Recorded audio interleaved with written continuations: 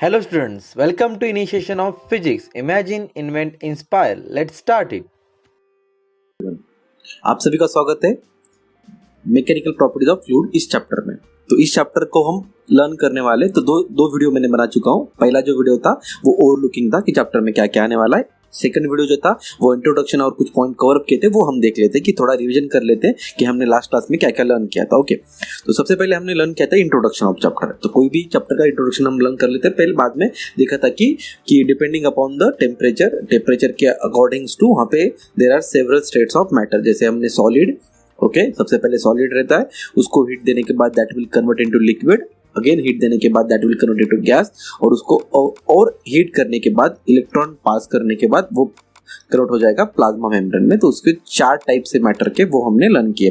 अगर आपने नहीं देखा होगा तो राइट हैंड सेक्शन में आपको आई बटन मिलेगा। आई बटन को मिलने के क्लिक करने के बाद आपको मेरी प्ले लिस्ट मिल जाएगी, या फिर डायरेक्टली आप प्ले लिस्ट में जाके मैकेनिकल प्रॉपर्टीज ऑफ फ्लूइड के सारे पॉइंट देख सकते हैं। सेकंड हमने लर्न किया था आइडियल फ्लूइड। तो आइडियल फ्लूइड की कुछ प्रॉपर्टीज है, वो इनकॉम्प्रेसिबल है, वो नॉन विस्कस है। तो डेंसिटी कांस्टेंट इसका मतलब ये है कि इनकॉम्प्रेसिबल मतलब उसको कॉम्प्रेस नहीं कर सकते लिक्विड को। हम अगर प्रेशर दबाएंगे, उसको दबाएंगे, इस एक बॉक्स में पैक करने की कोशिश करेंगे तो उसको नहीं कर सकते, लेकिन गैस को कर सकते हैं। तो basically we are going to learn this chapter is all regarding about liquid only. तो बेसिकली पूरा चैप्टर जो है हमें वो लिक्विड के बारे में पढ़ना है। उसके बाद हमने लर्न किया था प्रॉपर्टीज ऑफ फ्लूइड। तो प्रॉपर्टीज क्या है कि जो फ्लो हो सकता है उसे हम फ्लूइड बोलते हैं, और क्या बोल सकते हैं, उसको फोर्स लगाने के बाद वो कंटिन्यूसली डिफॉर्म होता है, एंड देन कि लिक्विड और गैस कलेक्टिवली दोनों को मिला के हम फ्लूइड बोलेंगे। और जो लास्ट टॉपिक था हमारा वो था स्ट्रेस ऑन द फ्लूइड। तो किस तरह से स्ट्रेस वहाँ पे शेयर स्ट्रेस लगता है उसके बारे में भी हमने यहाँ पे पढ़ा है। अगर आपने नहीं देखा होगा वो वीडियो लेक्चर तो प्लीज जाके देखिएगा एक बार, तभी आपको समझ में आ जाएगा। बेसिक्स थे सारे, यहाँ पे कुछ हमने इंट्रोडक्शन स्टार्ट किया था बस, और बेसिक था, और यहाँ पे कुछ अलग नहीं है। तो ये डायग्राम हमने वहाँ पे एक्सप्लेन किए किस तरह से शेयर स्ट्रेस और शेयर स्ट्रेन लगता है, उस हिसाब से हमने आगे बढ़ा था। In this class we are going to learn about some other topics जो आगे वाले टॉपिक आने वाले हैं। तो मेनली दिस जो क्लास हो थोड़ा लेंदी हो सकता है, because there are many concept that you have to learn, और वो कंसेप्ट आपको पता हो सकता भी है कि, लेकिन मतलब आपने पिछले क्लास में पढ़े होंगे 11th क्लास में, या फिर आपने कहीं से देखे भी होंगे वीडियो या फिर कुछ और, तो फिर वहां से भी आपको पता चल सकता है ये कंसेप्ट आपने मतलब पढ़े होंगे, सिंपली आप पढ़े होंगे, या फिर अभी आपको न्यू कंसेप्ट भी यहाँ पे कुछ विजुअलाइजेशन होने वाले। तो जो हम जब प्रेशर का ये भी डेरिवेशन करने वाले या फिर कुछ भी टॉपिक अभी पढ़ने वाले इस क्लास में, तो थोड़ा सा विजुअलाइजेशन करना है आपको, ताकि ये अच्छे से समझ में आ जाए आपको। अगर नहीं समझ में आएगा तो कमेंट कर दीजिएगा, तो मैं रिपीट से वीडियो बना के आपको अपलोड कर दूंगा। तो सबसे पहले हम लर्न करने वाले प्रेशर के बारे में। ओके, एग्जाम का प्रेशर रहता है या किसी और चीज का प्रेशर रहता है, तो इस प्रेशर के बारे में हम लर्न करने वाले इन टर्म्स ऑफ फिजिक्स। तो फिजिक्स के टर्म में हम लर्न करेंगे। ओके, जो एग्जाम का प्रेशर है वो अलग है। उसके बाद हम लर्न करने वाले हैं pressure due to liquid column. अब जब लिक्विड कॉलम मतलब किसी एक हमने एक बकेट ले ली, उस बकेट में हमने वाटर डाल दिया, तो वाटर के अंदर हमने कोई भी एक पॉइंट ले लिया, तो उस पॉइंट क्या प्रेशर होने वाला है वो भी हम यहाँ पे लर्न करने वाले हैं। उसके बाद हम लर्न करने वाले हैं atmospheric pressure. Okay, atmospheric pressure क्या होता है वो भी हम अच्छे से लर्न करने वाले हैं यहाँ पे। तो प्रेशर के जितने भी टॉपिक्स है यहाँ पे पूरे लर्न करने वाले। उसके बाद absolute pressure, then gauge pressure, then उसके बाद हमारा हाइड्रोस्टैटिक पैराडॉक्स, क्योंकि वो प्रेशर का एक एप्लीकेशन है, तो हाइड्रोस्टैटिक पैराडॉक्स भी लर्न करने। उसके बाद एज यूजुअल हमारा रिवीजन होने वाला है, लेकिन एक टॉपिक नया ऐड किया हमने यहाँ पे, क्वेश्चंस।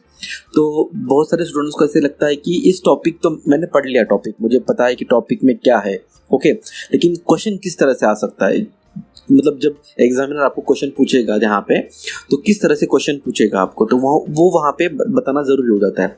तो एवरी टॉपिक के बाद, जैसे मतलब प्रेशर का टॉपिक ले लिया, तो प्रेशर के टॉपिक के बाद मैंने एक सेक्शन बनाया है, उस सेक्शन में बताया है कि किस तरह से और कितने मार्क के लिए क्वेश्चन आ सकता है। मतलब अगर प्रेशर टॉपिक एक पढ़ लिया हम, तो प्रेशर टॉपिक के ऊपर कितने मार्क्स के लिए क्वेश्चन मैक्सिमम आ सकता है, 1 मार्क्स, 2 मार्क्स, 3 मार्क्स। ओके, फिर liquid due to pressure due to liquid column अगर हमने पढ़ लिया, तो वहां पे भी कितने मार्क्स के लिए क्वेश्चन आ सकता है, किस तरह से आ सकता है, ये टॉपिक मैंने यहाँ पे ऐड किया है। थोड़ा ज्यादा मेहनत लग रही है मुझे बनाने के लिए, तो हो सकता है कि मतलब लेंदी क्लास थोड़ा हो जाए, और आपको भी थोड़ा मेहनत करना है, यानी सब्सक्राइब करना है, बेल आइकन को दबाना है, और साथ ही साथ शेयर करना है जो भी स्टूडेंट्स है उनके लिए, मतलब उनको हेल्प हो जाए। Okay, pressure. तो प्रेशर के बारे में अभी स्टार्ट कर लेते हैं। तो प्रेशर क्या रहता है, नॉर्मली प्रेशर क्या बोलते हैं हम, कि कोई भी चीज, मतलब हम एग्जाम आ रही है, एक सब्जेक्ट का प्रेशर रहता है, हमें फिजिक्स समझ में नहीं आ रहा तो फिजिक्स का प्रेशर, इंग्लिश नहीं समझ में आ रहा तो इंग्लिश का प्रेशर, तो एवरी तो प्रेशर है उसको हम डिफाइन कैसे करते हैं। तो प्रेशर सबको आता है, okay, various types of pressures आते हैं, लेकिन इन टर्म्स ऑफ अगर हम फ्लूइड की बात करें या फिर हमें फिजिक्स में पढ़ना हो प्रेशर के लिए, तो हम प्रेशर को कैसे डिफाइन करते हैं। कोई भी डेफिनेशन रहती है तो सिंपल डेफिनेशन क्या है कि pressure is equal to force upon area. इसे सिंपल डिफाइन करते हैं कि हम फोर्स अपॉन एरिया, कोई बोलने के लिए बोल देता है, ओके, कि कोई भी प्रेशर है तो वो फोर्स अपॉन एरिया आ जाएगा, ओके। जैसे फॉर एग्जांपल अगर एक पेपर ले लिया, पेपर के ऊपर हमने एक पिन ले ली, तो पिन को हमने फोर्स लगा दिया, वो फोर्स लगाने के बाद यहाँ पे फोर्स लगाने के बाद तो क्या हो जाएगा, यहाँ पे पिन दबने की वजह से प्रेशर आएगा और यहाँ पे छेद हो जाएगा, तो दिस इज प्रेशर। तो लेकिन फोर्स कैसे लग रहा है वो देखिए, पहले सरफेस को फोर्स कैसे लग रहा है, नॉर्मली परपेंडिकुलर। तो ये जो फोर्स आएगा वो आएगा परपेंडिकुलर फोर्स, ओके, ये आपको कोई बताएगा नहीं, परपेंडिकुलर फोर्स मैक्सिमम आपको यहाँ पे मतलब कंसेप्ट जब आप लर्न करते तो ये समझने वाली बात है कि जब भी फोर्स अगर हम देखेंगे प्रेशर के लिए फोर्स कैसे लगता है, तो प्रेशर बेसिकली कैसे लगेगा, तो वो परपेंडिकुलर लगेगा। कोई भी ऑब्जेक्ट को हम प्रेशर दे रहे हैं दैट इज परपेंडिकुलर, ओके। तो फोर्स यहाँ पे always we will talk about the perpendicular force only. अगर गलती से यहाँ पे कहीं पे एफ लिखा हो तो उस एफ का मतलब समझ लेना है आपको कि वो नॉर्मल फोर्स होगा या फिर परपेंडिकुलर फोर्स होगा। तो नॉर्मल किसको होगा, सरफेस को नॉर्मल होगा, तभी प्रेशर अप्लाई करेंगे, ओके। तो प्रेशर का फोर्स जो हो गया वो परपेंडिकुलर फोर्स हो गया, तो यहाँ पे लिख सकता हूँ एफ परपेंडिकुलर अपॉन एरिया। अब देखिए यहाँ पे कुछ कंसेप्ट आपको लर्न करना है, क्योंकि हम फोर्स के बारे में बात करेंगे तो फोर्स परपेंडिकुलर जो हो जाएगा वो हो जाएगा प्रेशर इनटू एरिया, ओके। तो यहाँ पे जो प्रेशर क्वांटिटी है वो क्या है, तो प्रेशर क्वांटिटी यहाँ पे आने वाली है, मैं सब लिखा हुआ है, बस यहाँ पे आप इंट्रोडक्शन बनाओ। तो ये जो प्रेशर है वो है स्केलर क्वांटिटी, ओके। कोई लोग क्या बोलते हैं, इसको टेंसर भी बोलते हैं, लेकिन आपके मैकेनिकल फ्लूइड के लिए जब ये चैप्टर आया है तो वो स्केलर में पूरा हो जाएगा। टेंसर क्वांटिटी पढ़ने की जरूरत नहीं और रैंक भी पढ़ने की जरूरत नहीं, इसका रैंक क्या आ सकता है, कुछ नेट के लिए भी नहीं पूछा जाएगा रैंक तो, ओके। तो प्रेशर जो क्वांटिटी है वो स्केलर क्वांटिटी है। तो स्केलर क्वांटिटी मतलब कि प्रेशर जो हो गई वो स्केलर क्वांटिटी, किस तरह से प्रेशर हो, क्योंकि देखिए ये जो फोर्स हो गया वो भी क्या हुआ हमारा vector quantity, force is vector quantity, you know, okay, उसको डायरेक्शन है, और जो एरिया है वो भी वेक्टर क्वांटिटी हो गया। तो वेक्टर और वेक्टर, तो ये जो हो जाएगा एक सिंपल टर्म हो जाएगा स्केलर। तो जब भी हम फोर्स को एरिया पे अगर देखते हैं, फोर्स और एरिया का relation in terms of pressure, तो उसे हम जो मल्टीप्लाई करने वाले हैं तो ये न्यूमेरिकल वैल्यू हो जाएगी, ओके। ये क्या हो जाएगी, numerical value, okay. Numerical value से मल्टीप्लाई करेंगे एरिया को। तो pressure is nothing but scalar quantity, pressure is nothing but the definition क्या बोल सकते हैं उसको, नॉर्मल फोर्स बाय एरिया। किसी ऑब्जेक्ट के ऊपर अगर the normal force exerted by the fluid at a rest per unit area, तो उसे हम क्या बोलने वाले, वहां पे प्रेशर बोलने वाले, ओके। मैं सब लिख के दूंगा, ये मतलब यहाँ पे कोई ये करने की बात नहीं है, ओके। तो प्रेशर जो लगने वाला है तो एवरी डायरेक्शन इक्वल लगेगा, ओके। प्रेशर जो लगने वाला है वो एवरी डायरेक्शन में इक्वल लगने वाला है, तो उसे आइसोट्रोपिक बोलेंगे हम। क्या बोलेंगे उसे, isotropic in nature. Pressure is isotropic in nature. तो नेचर उसका कैसा रहेगा, तो आइसोट्रोपिक नेचर रहेगा, क्योंकि ऑल डायरेक्शन में जो प्रेशर लगने वाला है वो सेम लगेगा। अब प्रेशर की बात आ ही चुकी है तो मैं एग्जांपल के साथ बताता हूँ। Example number 1, okay. आपने अगर कोई मूवी देखी होगी तो वाटर वाली, जैसे वाटर में अगर कोई सरवाइव करने वाला है, जितना डेप्थ में वो चला जाएगा उसके ऊपर उतना प्रेशर ज्यादा गिरेगा, ओके। मतलब ये वाटर लेवल है, वाटर लेवल के अंदर कोई एक बंदा है, उसके ऊपर जो प्रेशर, यहाँ पे जो प्रेशर लगने वाला है तो उससे ज्यादा प्रेशर उसके नीचे लगेगा। मतलब अगर डेप्थ इंक्रीज हो जाता है, डेप्थ जैसे जैसे इंक्रीज होगा वैसे वैसे जो हमारा प्रेशर है वो इंक्रीज होगा, ओके। एट द सरफेस पे सबसे कम प्रेशर लगेगा, उसके बाद धीरे धीरे बढ़ते हुए, क्योंकि प्रेशर क्यों बढ़ रहा है यहाँ पे देखिए, अभी एक लेयर है, ओके, ये लेयर है, तो वाटर की लेयर है, तो कंटिन्यूअस लेयर है, तो इसके ऊपर जब लेयर है ये, तो एक समझ लीजिएगा कि हमने एक चादर डाल दी हुई है, तो चादर के नीचे और एक चादर आ जाएगी, ओके, उसके नीचे और एक चादर आ जाएगी। तो मतलब अगर हम इसका मास m ले ले, इसका भी मास m ले ले, इसका भी मास m ले ले, तो इसको नीचे डाउनवर्ड डायरेक्शन में ग्रेविटेशन फोर्स लग रहा है, तो m इंटू जी यहाँ पे फोर्स लग रहा है। इस चादर पे भी मतलब जो सरफेस आ रहा है उस पे भी m इंटू जी फोर्स लग रहा है, इस पे भी m इंटू जी फोर्स लग रहा है। मतलब ऐसे सरफेस डिक्रीज होगी या इंक्रीज होंगे, जैसे जैसे हम डेप्थ में जाएंगे तो ऑब्वियसली इंक्रीज होंगे, लेयर बढ़ती जाएगी, तो नीचे जो प्रेशर है वो बढ़ता जाएगा। अगर आप और बहुत ज्यादा डेप्थ में चले जाते हैं सी में, बहुत ज्यादा डेप्थ, तो आप क्रश भी हो सकते हैं, इतना ज्यादा प्रेशर लग सकता है। आप क्या सबमरीन भी क्रश हो सकती है ज्यादा से ज्यादा अगर नीचे जाएंगे तो ना। उनकी लिमिट रखते हैं सबमरीन की भी कि उतने नीचे नहीं जा सकता वो, ओके, ज्यादा नीचे नहीं जा सकता वो। तो वहां पे क्या करते हैं कि वो डेप्थ के अकॉर्डिंग वहां पे क्या होता है, प्रेशर इंक्रीज होता है। तो सरफेस पे सबसे कम रहेगा, नीचे नीचे जैसे जाएंगे, वाटर की बात कर रहे हैं हम, वाटर लिक्विड की, ऊपर एटमॉस्फेयर की नहीं, ऊपर एटमॉस्फेयर है उसकी बात नहीं कर रहे, वो हम बाद में पढ़ेंगे। लेकिन अभी जैसे जैसे लिक्विड के अंदर देखेंगे हम, तो लिक्विड के अंदर डेप्थ बढ़ेगा तो वैसे वैसे वहां पे प्रेशर भी बढ़ने वाला है, ओके। और एक एग्जांपल यहाँ पे समझ लेते हैं कि देखिए फ्री फॉल होता है, अगर फ्री फॉल होता है, okay, free fall, example number 2, अगर फ्री फॉल होता है तो फ्री फॉल में क्या होता है, तो फ्री फॉल में वहां पे आपको प्रेशर नहीं लगेगा, तो प्रेशर कांस्टेंट रहेगा, प्रेशर कम ज्यादा नहीं होगा, okay, pressure remains constant. Free fall की बात कर रहे हैं हम, प्रेशर रिमेन्स कांस्टेंट। क्योंकि क्या होता है देखिए फ्री फॉल में बेसिकली क्या होता है, जैसे कोई भी ऑब्जेक्ट आप खड़े हुए हो, ओके, आपके ऊपर एक हमने बॉक्स रख दिया, उसके ऊपर एक बॉक्स रख दिया, उसके ऊपर एक बॉक्स रख दिया, आप स्टेशनरी हो, ओके, आप स्टेशनरी, आप नीचे नहीं जा रहे हो, आपका फ्री फॉल नहीं, आप सरफेस पे खड़े हुए हो, तो ऊपर से प्रेशर लग रहा है तो कंटिन्यूसली प्रेशर लगेगा, कंटिन्यूसली। अगर फ्री फॉल है, आप नीचे गिर रहे हो, उसके साथ साथ आपके ऊपर के भी बॉक्स नीचे नीचे आ रहे, ओके, आपके ऊपर के बॉक्स नीचे नीचे आ रहे, तो आप भी नीचे आ रहे हो, तो प्रेशर क्या रहेगा, रिमेन्स कांस्टेंट, चेंज नहीं होगा। क्योंकि नीचे से नॉर्मल प्रेशर नहीं लग रहा है आपको, नॉर्मल नहीं लग रहा है ना, यहाँ पे नॉर्मल फोर्स ही नहीं है आपको नीचे से जो अपोज करेगा, तो यहाँ पे लेकिन आप नॉर्मल लगेगा, तो इसकी वजह से अपोजिशन फोर्स आएगा, तो वो अपोजिशन फोर्स आने की वजह से यहाँ पे प्रेशर रिमेन्स, जो प्रेशर वो आपको बढ़ेगा। लेकिन अगर फ्री फॉल में रहते हो तो फ्री फॉल में आपको यहाँ पे लिख लेना है कि फ्री फॉल में pressure remains constant, pressure change होने वाला नहीं है, ओके। चलो अभी मूव करते हैं प्रेशर की तरफ, प्रेशर के टॉपिक्स हम रीड कर लेंगे। अभी तक जो भी मैंने बताया था बड़ उसको ही हम यहाँ पे देखने वाले किस तरह से प्रेशर आता है। तो pressure is the normal force exerted by the liquid at a rest on a given surface in contact with it is called as thrust of liquid on that surface, okay. तो ये ऐसे भी बोल सकते हैं कि फोर्स जो perpendicular force है, नॉर्मल फोर्स है, Fn और F परपेंडिकुलर, और उसे थ्रस्ट भी बोलते हैं, ओके, थ्रस्ट भी बोल सकते हैं क्योंकि thrust is always normal, okay. Thrust terminal velocity हम थ्रस्ट पढ़ने वाले हैं अपॉन एरिया पर यूनिट एरिया, जो भी एरिया आने वाला है उसको क्या बोलने वाले हैं हम, प्रेशर बोलने वाले, ओके। द नॉर्मल फोर्स और thrust exerted by the liquid at a rest per unit area on the surface in contact with it called as the pressure of liquid और हाइड्रोस्टैटिक प्रेशर। क्योंकि hydrostatic pressure क्यों, rest पे आ रहा है तो इसलिए static motion है, और लिक्विड के बारे में बात करें इसलिए हाइड्रो है, तो उसे हम बोलेंगे हाइड्रोस्टैटिक प्रेशर।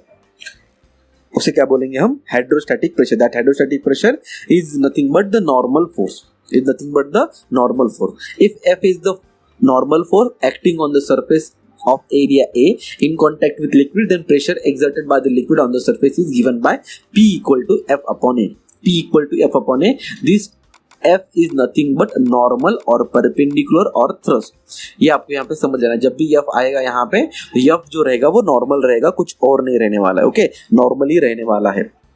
जब भी F आगे आएगा ऐसे बोलेंगे सर आपने F ले लिया, वहाँ पे नॉर्मल फोर्स बता रहे, तो F इज डिनोटेड, हम यहाँ पे नॉर्मल फोर्स को ही करेंगे क्योंकि फ्लूइड के बारे में बात कर रहे हैं, तो वहाँ पे पूरी तरह से क्या हो जाएगा, normal. At a point pressure acts in all direction and it definite direction, okay, definite direction is associated with it, मतलब प्रेशर जो ऑल डायरेक्शन में लग रहा है वो सेम लग रहा है, ओके, तो सेम प्रेशर लगेगा यहाँ पे, सेम प्रेशर लगेगा ऑल डायरेक्शन में, प्रेशर जो लगने वाला है वो सेम लगेगा और डायरेक्शन पे डिपेंड नहीं है, इसलिए वो स्केलर क्वांटिटी है, और जो सेम रहेगा इन ऑल डायरेक्शन पे तो उसे हम आइसोट्रोपिक बोलते हैं। उसे क्या बोलते हैं हम, आइसोट्रोपिक। जैसे fluid exert force on vertical surface, fluid exert on horizontal surface. समझने वाली बात है और कुछ नहीं, यहाँ पे ऐसे डायग्राम दिखा है किस तरह से यहाँ पे फोर्स लगाने के बाद वहां पे ऑल डायरेक्शन में, तो यहाँ पे आइसोट्रोपिक का मैं लिख के देता हूँ, आइसोट्रोपिक। तो आइसोट्रोपिक मीन्स क्या है, pressure is same in all direction. तो ऑल डायरेक्शन में प्रेशर क्या रहने वाला है, सेम रहने वाला है। अगर आप फ्री फॉल में रहते हैं, अगर आप फ्री फॉल में रहते हैं तो फ्री फॉल में प्रेशर कांस्टेंट रहेगा, चेंज नहीं होगा, pressure remains constant pressure remains constant. अगर आप स्टेशनरी है तो नीचे से नॉर्मल फोर्स लगने की वजह से आपको वहां पे प्रेशर मिलने वाला है। ओके, तो प्रेशर का यूनिट क्या है, तो यहाँ पे यूनिट लिख लेते हैं हम, यूनिट प्रेशर का यूनिट, उसको हम लिखते हैं। फोर्स को किस तरह से लिखेंगे हम, फोर्स को लिखेंगे न्यूटन और एरिया को लिखेंगे हम मीटर स्क्वायर, तो उसका हो जाएगा न्यूटन पर मीटर स्क्वायर। और इसको हम पास्कल भी बोल सकते हैं, पीए पास्कल इसका एक यूनिट है, क्योंकि पास्कल सर ने डिराइव किया था। These are the SI units, these are the क्या, एसआई यूनिट्स, इसके एसआई यूनिट है। इसके एसआई यूनिट क्या है, न्यूटन पर मीटर स्क्वायर या फिर पास्कल। ओके, होप सो कि आपको समझ में आया होगा कि प्रेशर किस तरह से है। तो यहाँ पे और एक बात हम बता दूंगा मैं आपको कि कुछ जब आप न्यूमेरिकल सॉल्व करेंगे तो न्यूमेरिकल सॉल्व करने में ये आपको हेल्प करेगा। तो सबसे पहले आपको 1 बार इज इक्वल टू पता होना चाहिए। Bar is also a unit of pressure. Okay, bar is also unit of a pressure. तो हम यहाँ पे 1 bar is equal to 10⁻⁻5 newton per metre square, या फिर उसे हम पास्कल भी लिख सकते हैं। ओके, और 1 हेक्टा पास्कल, इसको भी हम लिख सकते हैं 1 hecto pascal is equal to, उसे लिख सकते हैं हम 1 hecto pascal that is nothing but 1 HPa pascal. Okay, 1 hecto pascal is equal to 100 pascal. 1 hecto pascal is equal to 100 pascal. और डायमेंशन इसका क्या आ जाएगा, देखिए डायमेंशन सिंपल है, डायमेंशन उसका डायमेंशन आ जाएगा m1, क्योंकि फोर्स ऊपर रखा हुआ है तो l नीचे एक है, नीचे 2 है, ऊपर 1 है तो -1 हो जाएगा, और t नीचे है तो -2 हो जाएगा। तो m1 l-1 t-2 इसका डायमेंशन हो जाएगा, इसका यूनिट हो जाएगा। ये आपको याद रखना है क्योंकि बोर्ड को यही पूछता है, dimension, unit. Okay, isotropic nature, free fall में प्रेशर कांस्टेंट रहता है, या फिर ये नीड के लिए आ जाएगा। ओके, ये नीड के लिए आ जाएगा। तो आपकी बुक में क्वेश्चन दिया गया है, why does knife have sharp edge and the needle has a sharp tips. Needle को शार्प टिप्स और शार्प एज क्यों रहना चाहिए। तो थोड़ी देर पहले हमने पढ़ा था फार्मूला, क्या था फार्मूला हमारा, pressure is equal to perpendicular force that is normal force upon area. जितना एरिया कम रहेगा उतना जो प्रेशर है वो ज्यादा लगेगा। फोर्स अगर कम भी लगाए तो भी चलेगा, कुछ प्रॉब्लम नहीं है। इसलिए जब हम चाकू या फिर निडल लेते हैं, जब भी हमें कोई वर्क करना होता है, तो अब वहां पे जो एरिया जो है वो कम होने की वजह से वहां पे जो फोर्स अगर हम कम भी लगाएंगे तो कटिंग में आसानी हो जाएगी।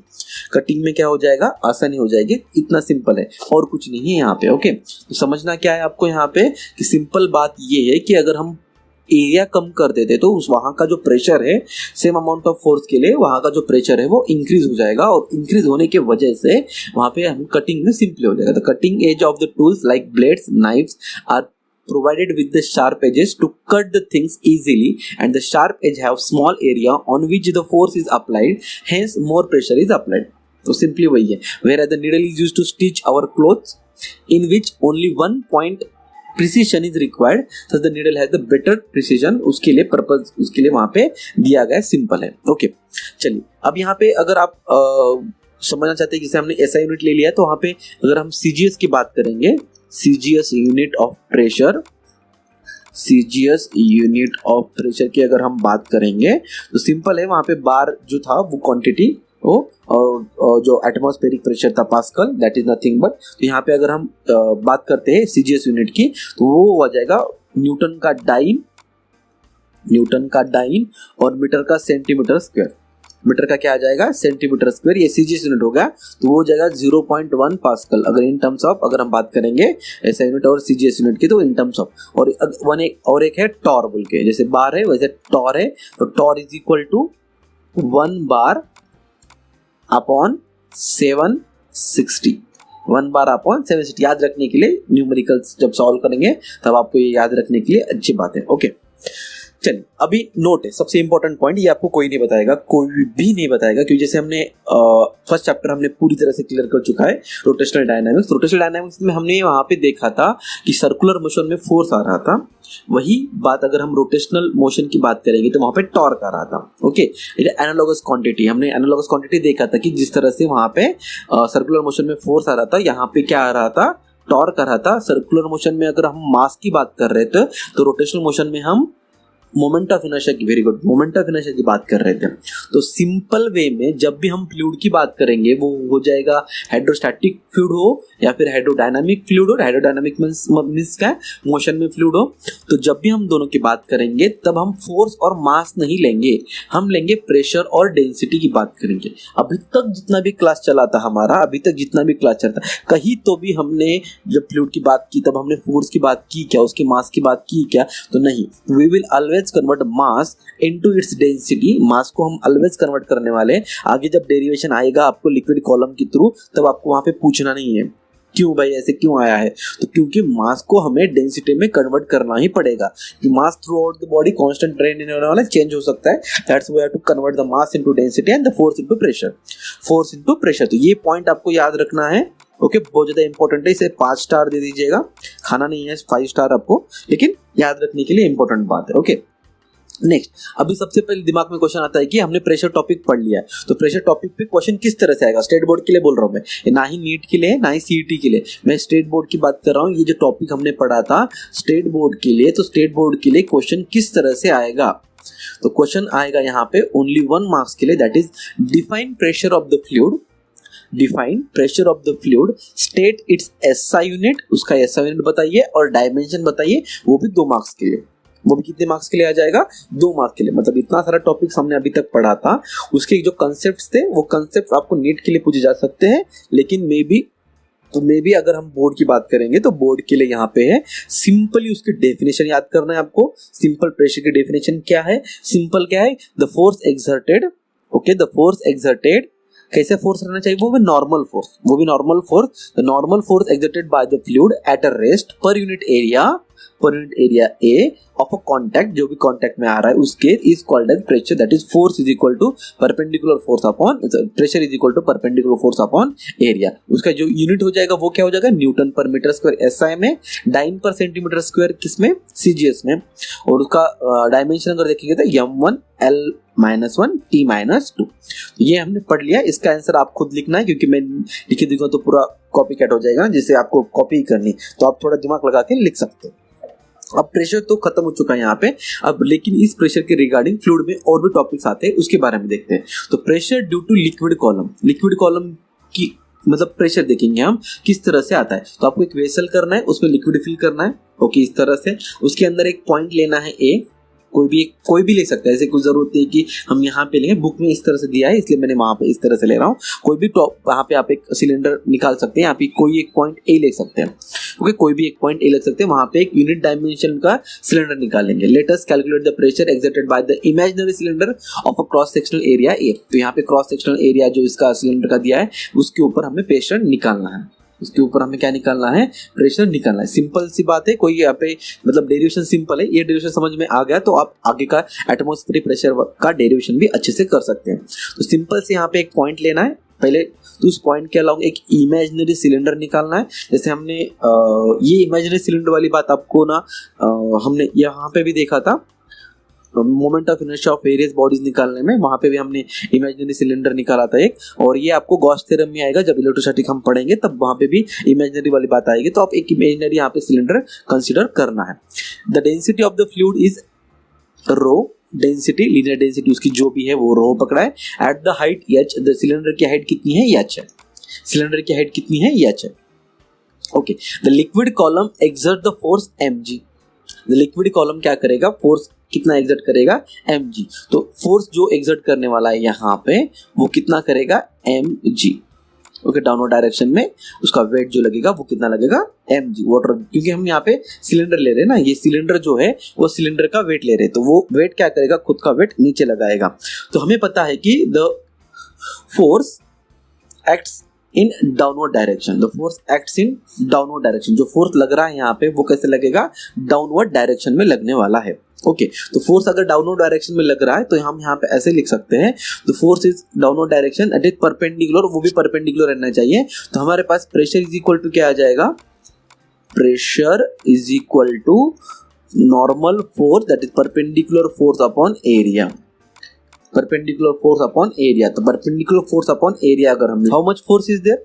The force is F is equal to mg upon area, okay, we have to convert मास, मास को हमने बताया था कि मास को हमें ऑलवेज कन्वर्ट करना पड़ेगा डेंसिटी में। तो वी नो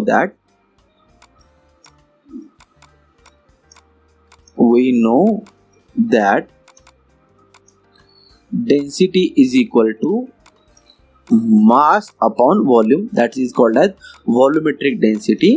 तो हमारे पास मास क्या बन जाएगा यहाँ पे, m equal to density into volume. जो भी वॉल्यूम है उसे वॉल्यूम बोलेंगे। अब जो वॉल्यूम यहाँ पे आने वाला है वो वॉल्यूम क्या रहेगा, जो सिलेंडर का एरिया है उसको हम हाइट से मल्टीप्लाई कर देंगे। अब ये सिलेंडर है ना, सिलेंडर का वॉल्यूम कैसे रहता है, area of the base, area of the base. तो यहाँ पे लिखूंगा मैं वॉल्यूम ऑफ सिलेंडर, ताकि आपको पता चले volume of cylinder is equal to area of base into height. ये वॉल्यूम होगा इसका। ओके, तो एरिया क्या है हमारे पास, ए है, हाइट कितना दिया गया है, एच है। तो यहाँ पे पुट करना है आपको रो ए एच, ये होगा हमारा मास। तो दिस की जो मास जो अभी यहाँ पे आया है उसकी क्वांटिटी हमें पुट करना है यहाँ पे इक्वेशन नंबर 1 में। थ्योरी इस तरह से लिखी जाती है, दैट्स व्हाई हम लिखे फ्रॉम इक्वेशन 1 क्या हो जाएगा यहाँ पे, pressure is equal to m की जगह rho A H divided by क्या हो जाएगा a। तो a क्या हो जा रहा है, कैंसल, और यहाँ पे g का g रह जाएगा। तो प्रेशर इज इक्वल टू बन जाएगा रो जी एच। याद करने में सिंपल है इसलिए रो जी एच। तो प्रेशर, this is pressure due to liquid column. Okay, liquid column की वजह से ये प्रेशर हमें यहाँ पे मिल रहा है। अभी समझने वाली बात यहाँ पे क्या है, फार्मूला को देखने के बाद हमें कौन कौन से टर्म्स यहाँ पे मिल रहे हैं। तो हमें मिल रहा है रो, मतलब डेंसिटी मिल रहा है। उसके बाद हमें मिल रहा है यहाँ पे जी, मतलब एक्शन ड्यू टू ग्रेविटी मिल रहा है। ओके, उसके बाद हमें मिल रहा है एच। जो हमने अजम्पशन किया था डायग्राम को देखने के बाद, ये डायग्राम में हमने एक सिलेंडर पकड़ा था एरिया का, कुछ एरिया वाला। तो क्या ये सिलेंडर के एरिया पे डिपेंड कर रहा है क्या, नहीं। मतलब हम सिलेंडर यूनिट मास का ले, बड़ा ले, छोटा ले, doesn't matter. It doesn't matter कि हम कौन सा सिलेंडर ले रहे हैं। यहाँ पे हमें कोई जरूरी नहीं है कि वहां पे जो सिलेंडर ले रहे हैं उसका एरिया इतना ही रहना चाहिए। तो ये समझने वाली बात है आपको यहाँ पे, और समझना है। प्लीज ध्यान देके सुनिएगा, बहुत ज्यादा इंपॉर्टेंट है कि it does not depend upon the area that cylinder that we are taking. जो हम यहाँ पे सिलेंडर ले रहे हैं उस सिलेंडर के एरिया पे प्रेशर जो है वो डिपेंड नहीं कर रहा है। तो डिपेंड नहीं कर रहा है, इसका मतलब यही हुआ कि हम अगर डेरिवेशन निकाले यहाँ पे, तो ये 2 मार्क्स में हो जाता है डेरिवेशन हार्डली। तो यहाँ पे ये पता चलता है कि हमें the pressure due to density at rest at depth h is given by, कितना आ जाएगा हमारे पास, T is equal to rho ji H. Pressure does not depend upon the area of cylinder. Note कर लीजिएगा, कहीं पे लिख लीजिएगा कि वो जो सिलेंडर ले रहे हैं उसके ऊपर डिपेंड नहीं करने वाला है। The pressure is independent of the shape of cylinder. कैसा भी शेप ले आपके ऊपर डिपेंड नहीं करेगा। सिलेंडर का शेप कैसे ले, बड़ा ले, छोटा ले, डजंट मैटर शेप, लेकिन हाइट मैटर। जो हाइट दिया गया पॉइंट का वो कहां से कहां तक दिया है वो डिपेंड करता है। ओके, शेप उसके ऊपर डिपेंड नहीं कर रहा है। द प्रेशर P इज क्या आ जाएगा, pressure P is rho ji H. Okay, for gases के लिए भी उतना ही आ जाएगा, pressure rho ji H. For gases के लिए भी कितना आ जाएगा, प्रेशर रो जी एच। अब यहाँ पे कुछ पॉइंट्स आपको है जो याद रखना है। ओके, कुछ पॉइंट्स है जो आपको याद रखना है। देखिए, pressure due to liquid column, मैं लिख के दे रहा हूँ, टाइप भी कर सकता था लेकिन लिख के दे रहा हूँ, आपको ध्यान में रहे। Pressure due to liquid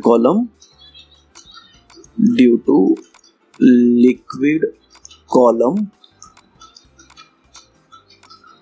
depends upon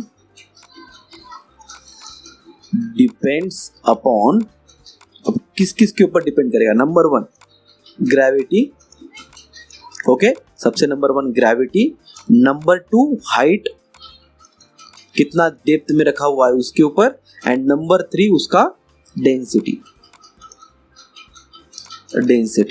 अब डिपेंड किसके नहीं ऊपर नहीं करेगा, अगर आपको कुछ क्वेश्चन पूछा गया सीईटी में या फिर नीट में, किसके ऊपर डिपेंड नहीं करेगा भाई, जो हम लिक्विड कॉलम में ले रहे हैं सिलेंडर, तो जो सिलेंडर की अगर डेरिवेशन निकालते किसके ऊपर डिपेंड नहीं करेगा। तो आपको वहां पे समझना है, आपको वहां पे क्या समझना है कि उसके एरिया के ऊपर डिपेंड नहीं करेगा। ओके, एरिया के ऊपर क्या नहीं करेगा, डिपेंड नहीं करेगा। आपने टॉपिक पढ़ लिया pressure due to liquid column, उसके ऊपर क्वेश्चन किस तरह से आ सकते हैं, उसके ऊपर क्वेश्चन किस तरह से आ सकते हैं। ये जो थर्ड क्वेश्चन है वो न्यूमेरिकल है। Numerical we will always take at the end of the chapter, अभी भी बता सकता हूँ, लेकिन आप थोड़ा कंसेप्ट कर लीजिएगा, फिर बाद में हम न्यूमेरिकल लेंगे। बेसिक कंसेप्ट हम पूरे क्लियर कर लेंगे, फिर उसके बाद हम न्यूमेरिकल की तरफ मूव करेंगे। अब देखिए, अ स्विमर इज स्विमिंग, ये वाला क्वेश्चन जो है वो न्यूमेरिकल है, वो हम बाद में देख लेंगे। लेकिन आपके ऊपर क्वेश्चन किस तरह से आ सकता है थ्योरी में, मैं स्टेट बोर्ड की बात कर रहा हूँ, अभी बता रहा हूँ स्टेट बोर्ड के लिए जो भी फ्रेंड्स है आपकी, उसके आप उनको शेयर कर सकते हैं कि इस तरह से क्वेश्चन आपको अराइज हो सकते हैं। Okay, derive an expression for a pressure exerted by the liquid मतलब fluid at a rest at a depth h below the surface. कितना डेप्थ है उसका, h बिलो द सरफेस है। अब अभी तक हमने ऊपर वाला सरफेस की बात नहीं की, एटमॉस्फेरिक प्रेशर।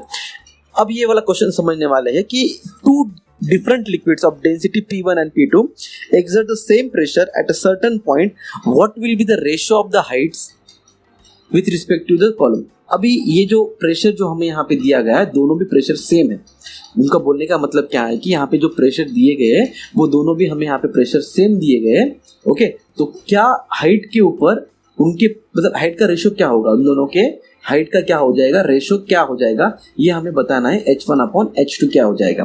तो h1/h2 इस क्वेश्चन का आंसर निकालने की अगर आप निकाल सकते तो बहुत अच्छी बात है, लेकिन आप फार्मूला लगा के भी निकाल सकते हैं। ओके, P1 क्या हो जाएगा हमारे पास, P1 is equal to at height h1 है रो g, क्योंकि वो तो कांस्टेंट है, डेंसिटी और h1, तो रो g h1। ओके, रो g h1, प्रेशर P1 है तो g सेम लगेगा।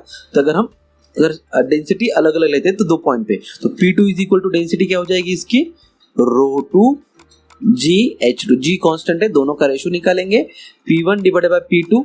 Okay, P1 divided by P2, rho 1 G H1 divided by rho 2 G H2, G cancel हो जाएगा। अब सेम हाइट ली है। ओके, हाइट का रेशियो निकालना है हमें, क्या निकालना है, हाइट का रेशियो निकालना है, और तो प्रेशर जो है वो सेम रखा हुआ है, प्रेशर सेम रखा है, that is P1 equal to P2।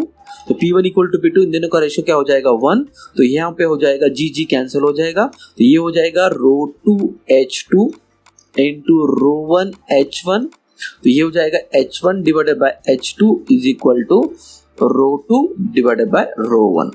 ये इनका रेशियो आ जाएगा, बस आपको कंसीडर करके करना है, कंसीडर करके लिखना है, बस यही। ओके, ये भी क्वेश्चन आपको 2 मार्क्स के लिए पूछा गया है, सिंपल है। तो और एक बात यहाँ पे समझने वाली बात है कि अगर हम बात करते हैं प्रेशर इनसाइड द लिक्विड, तो 2 टाइप के प्रेशर लगते हैं, एक लगता है वर्टिकल वाला प्रेशर और एक लगता है हमारा हॉरिजॉन्टल वाला प्रेशर। तो आपको यहाँ पे एक बात याद रखना है, कान खोल के सुन लो एक बात, कि वो हॉरिजॉन्टल वाला जो प्रेशर यहाँ पे आने वाला है, वो हॉरिजॉन्टल वाला प्रेशर कभी भी नहीं लगने वाला है। तो हॉरिजॉन्टल वाला प्रेशर जो रहेगा वो कैंसिल कर लेगा, और कैंसिल करने के बाद हॉरिजॉन्टल प्रेशर की बात हम कभी भी नहीं करेंगे। ओके, वर्टिकल प्रेशर की बात करेंगे। क्या करेंगे हम, वर्टिकल वाले प्रेशर की जरूर बात करेंगे, और वर्टिकल प्रेशर आना भी चाहिए। क्यों आना चाहिए, क्योंकि डेरिवेशन में हमें जी दिया गया है, तो जी हाइट के अनुसार चेंज हो जाता है, और हाइट के अनुसार चेंज होने की वजह से वहां पे हमें लेना जरूरी हो जाता है। ओके, तो यहाँ पे और एक बात हमें समझने वाली बात है कि मैं यहाँ पे बता रहा हूँ आपको, देखिए सुन लीजिएगा। अगर जी नीचे सीधा लग रहा है तो इसलिए वो सरफेस ऐसे बन रहा है। ओके, जी अगर यहाँ पे अगर क्रॉस लगेगा इस तरह से, तो वाटर का सरफेस भी इस तरह से बनेगा, या फिर जी जो लगने वाला है वो इस तरह से लगने वाला है, तो वाटर का सरफेस इस तरह से बनेगा। ओके, तो it depends upon the gravity. तो ग्रेविटी जिस तरह से लग रही है, अगर हमने बॉटल को टेढ़ा कर दिया तो वाटर का जो सरफेस बनने वाला है वो बॉटल में टेढ़ा बनेगा। ओके, एग्जांपल आपने देखा है, आपने मतलब खुद एक्सपीरियंस किए वाले, लेकिन आपको पता नहीं है, बट ये आपको याद रखना चाहिए कि किस तरह से क्या क्या होता है। लेकिन अगर हम यहाँ पे हाइट लेंगे, यहाँ पे और यहाँ पे और यहाँ पे, तो प्रेशर कितना लगेगा, तो वो प्रेशर लगेगा P is equal to rho ji H, height के ऊपर डिपेंडेंट करके रो जी एच। ओके, होप सो आपको ये 2 टॉपिक्स भी अच्छे से क्लियर हो चुके होंगे। अब मूव करते हैं हम एटमॉस्फेरिक प्रेशर की तरफ। तो एटमॉस्फेरिक प्रेशर क्या होता है, जैसे देखिए 2 वर्ड को हम डिवाइड करेंगे, मतलब ब्रेक करेंगे यहाँ पे, एटमॉस्फेयर और प्रेशर। ओके, एटमॉस्फेयर की वजह से जो प्रेशर लगने वाला है हम हमारे ऊपर, उसे बोलेंगे हम एटमॉस्फेरिक प्रेशर। अब ये एयर की बात हो गई, अभी किसकी बात हो गई है? लिक्विड की बात नहीं हो रही है। एटमॉस्फेयर में मैक्सिमम परसेंटेज ऑफ एयर है, हमने पहले क्लास में पढ़ा था, मैक्सिमम परसेंटेज ऑफ एयर है। ओके, तो हमें पता है कि नाइट्रोजन 75% नाइट्रोजन हमारे अर्थ के ऊपर नाइट्रोजन 75% है, 24% ऑक्सीजन है, और जो बचे वाला बाकी अदर गैसेस है। तो 100% गैसेस में इतना सारा नाइट्रोजन है, तो वो कुछ प्रेशर एग्जर्ट करने वाला है हमारे ऊपर। तो एटमॉस्फेयर जो हमारे ऊपर फोर्स एग्जर्ट करेगा, the gaseous envelops around surrounding the earth is called earth atmosphere, and that atmosphere will exert the some pressure upon earth, it is called as atmospheric pressure. इस तरह से गैसियस का, पूरे gaseous है यहाँ पे, okay, gaseous है। तो ये गैसियस क्या करेंगे? हमारे ऊपर प्रेशर एक्सर्ट करेंगे, इसमें दबाने की कोशिश करेंगे। क्या करेंगे? हमें दबाने की कोशिश करेंगे। अब समझने वाली बात यहाँ पे देखिए, ओके, एक सिंपल सी बात है कि एयर फ्लो कैसे होता है। ये आपने जियोग्राफी में पढ़ा होगा, 7th स्टैंडर्ड 8th स्टैंडर्ड में जियोग्राफी में दिया गया है कि एयर जो है वो ट्रांसमिटेड है, लेकिन कैसे ट्रांसमिट होता है। तो एयर जो मैं बता रहा हूँ आपको, ध्यान सुनिए, नोट ध्यान देखिए, सुनिएगा यहाँ पे, ओके। तो एयर जो ट्रांसमिटेड होने वाला है वो high pressure to low pressure जाएगा, ओके। जहां पे भी हाई प्रेशर होगा, एटमॉस्फेयर में कहीं ना कहीं तो हाई प्रेशर होगा और कहीं ना कहीं तो लो प्रेशर होगा। तो that's why air will move from high pressure to low pressure. Air will move from, क्या होगा उसको, high pressure to low pressure. तो ये जो प्रेशर एक्सचेंज हो रहा है, प्रेशर का एक्सचेंज हो रहा है, उसकी वजह से एयर की मूवमेंट हो रही है। एयर की क्या हो रही है यहाँ पे? मूवमेंट हो रही है। एयर की क्या हो रही है यहाँ पे? मूवमेंट हो रही है। एयर की मूवमेंट हो रही है, और ये एयर की मूवमेंट होने की वजह से high pressure to low pressure, air की मूवमेंट हो रही है, ओके। तो प्रेशर है पहले से ही, तो वो प्रेशर जो एग्जर्ट करेगा हमारे ऊपर, तो उसे बोलेंगे हम एटमॉस्फेरिक प्रेशर। और एक बात यहाँ पे याद रखने की कि अगर हम अर्थ सरफेस के ऊपर है, तो हमें पता है कि अर्थ का सरफेस एक कांस्टेंट यूनिफॉर्म नहीं है, कहीं खड्डे हैं तो कहीं ऊंचे ऊंचे पहाड़ है, ओके। तो अगर हम पहाड़ की बात करते हैं, तो एक बंदा जो है पहाड़ के नीचे खड़ा हुआ है और एक बंदा पहाड़ के ऊपर खड़ा हुआ है। तो सोच के बताइए कि नीचे वाले बंदे के ऊपर प्रेशर ज्यादा लगेगा, P1 लिख लेता हूं, और यहाँ पे P2 लिख लेता हूं, तो किस बंदे के ऊपर प्रेशर ज्यादा लगने वाला है, P1 के ऊपर कि P2 के ऊपर? थोड़ा सोचना है आपको, बस सोचना। जैसे हमने लिक्विड के बारे में देखा, वैसे भी हम गैस के बारे में वैसे ही है, बट थोड़ा आपको यहाँ पे सोचना है कि किसके ऊपर प्रेशर ज्यादा लगने वाला है, ओके। सोच लिया? तो प्रेशर सबसे ऊपर किसके ऊपर लगेगा, P1 या फिर P2? कमेंट करके बताना मुझे अगर आपने सोचा है तो। P1 के ऊपर सबसे ज्यादा प्रेशर लगेगा, P2 के ऊपर सबसे कम प्रेशर लगेगा। अब क्यों लगेगा? We know that the earth का जो सरफेस है ना, अर्थ का सरफेस, वहां पे गैसियस है, गैसेस की लेयर्स है। तो जैसे जैसे नीचे आएंगे तो गैसेस की लेयर्स बढ़ेंगी, ओके। और गैसेस की लेयर्स जैसे जैसे बढ़ेंगे तो हमें पता है कि ग्रेविटेशनल फोर्स का इंक्रीज होगा। जैसे जैसे हाइट कम हो जाता है वैसे ग्रेविटेशनल फोर्स बढ़ता है, सरफेस के ऊपर ग्रेविटेशनल फोर्स ज्यादा रहता है, तो वो क्या करेगा, खींचने की कोशिश करेगा लेयर को नीचे नीचे। अब लेयर एक के ऊपर एक के ऊपर एक के ऊपर एक के ऊपर है, तो उसको जी अगर नीचे लग रहा है तो क्या करेगा, जो प्रेशर मिल रहा है वो ज्यादा मिलेगा ना। तो दैट्स व्हाई जो प्रेशर मिलेगा, एटमॉस्फेरिक प्रेशर, सरफेस पे सबसे ज्यादा होगा, okay. Maximum at surface, maximum at surface. तो सरफेस के ऊपर सबसे ज्यादा होगा। जैसे जैसे हम ऊपर जाएंगे, जैसे जैसे हम ऊपर जाएंगे, as height increases atmospheric pressure decreases, atmospheric pressure decreases. Atmospheric pressure क्या हो जाएगा, कम होता जाएगा। एटमॉस्फेरिक प्रेशर क्या हो जाएगा, कम होता जाएगा, okay. Its value on the surface of the earth at the sea level is nearly, इतनी हो जाएगी। अब इसके ऊपर एक कहावत है जो आपने सुनी होगी कि मुझे पता नहीं, लेकिन एक कहावत है कि सबसे पहले जब प्रेशर की बात आई थी, वहां पे उन्होंने डिसाइड किया था कि किसी को एक लेवल मान लिया उन्होंने, उनको 0 मान लिया। तो पहले जो था ना, उनको पता ही नहीं था कि एटमॉस्फेयर भी प्रेशर लगाता है, ओके। एटमॉस्फेयर भी क्या करता है, प्रेशर लगाता है, वो सबसे पहले पता नहीं था। तो उन्होंने क्या किया था कि एटमॉस्फेयर को कंसीडर करना भूल गया था। तो हम जब लेते हैं ना, सी लेवल को ओरिजिन मान के लेते हैं, सी लेवल जो भी है, ये सी लेवल सबकी तरफ सब जब भी अर्थ के ऊपर सी लेवल एक यूनिफॉर्म है, ओके। सी लेवल क्या है, कि यूनिफॉर्म है, तो उसकी वजह से हम यूनिफॉर्म रहने की वजह से सी लेवल को हम एक मानते हैं, हमारा ओरिजिन मानते हैं, 0 से स्टार्ट करते हैं। अब जैसे जैसे ऊपर जाएंगे, सी लेवल के ऊपर जाएंगे जैसे जैसे हम, तो सी लेवल के ऊपर जाएंगे तो प्रेशर जो होगा हमारा डिक्रीज होगा। सी लेवल से भी नीचे जाएंगे तो प्रेशर हमारा इंक्रीज होगा, क्योंकि सी लेवल है ना, सी लेवल अगर सी में बात करेंगे तो इंक्रीज होगा, सी में बात करेंगे तो इंक्रीज होगा, सॉरी, सी में बात करेंगे तो इंक्रीज होगा, लेकिन अगर हम बात करेंगे यहाँ पे तो यहाँ पे भी डिक्रीज होगा। ओके, यहाँ पे भी डिक्रीज होगा। अगर सी यहाँ पे ही सबसे ज्यादा होगा वो सी लेवल पे होगा। वो कितना है हमारे पास 0 पॉइंट या फिर इसको 1 × 10⁵ न्यूटन मीटर स्क्वायर भी लिख सकते हैं या फिर पास्कल भी लिख सकते हैं। Okay, other practical units of the pressure are atmosphere, bar and torr, that is mm of Fg, और टॉर और mm of Hg। Okay, hope so कि आपको एटमॉस्फेयर समझ में आएगा, एटमॉस्फेरिक प्रेशर समझ में आया होगा। तो एटमॉस्फेरिक प्रेशर क्या है कि एटमॉस्फेयर जो हमारे ऊपर प्रेशर एक्सर्ट कर रहा है उसको क्या बोलेंगे हम, एटमॉस्फेरिक प्रेशर बोलेंगे। उसको क्या बोलेंगे हम, एटमॉस्फेरिक प्रेशर। तो 1 atmospheric pressure is equal to 1.01 × 10⁵ और 1.01 बार और 760 टॉर, और इसे हम ऐसे भी लिख सकते हैं 760 mm of Hg, 760 mm of Hg भी लिख सकते हैं।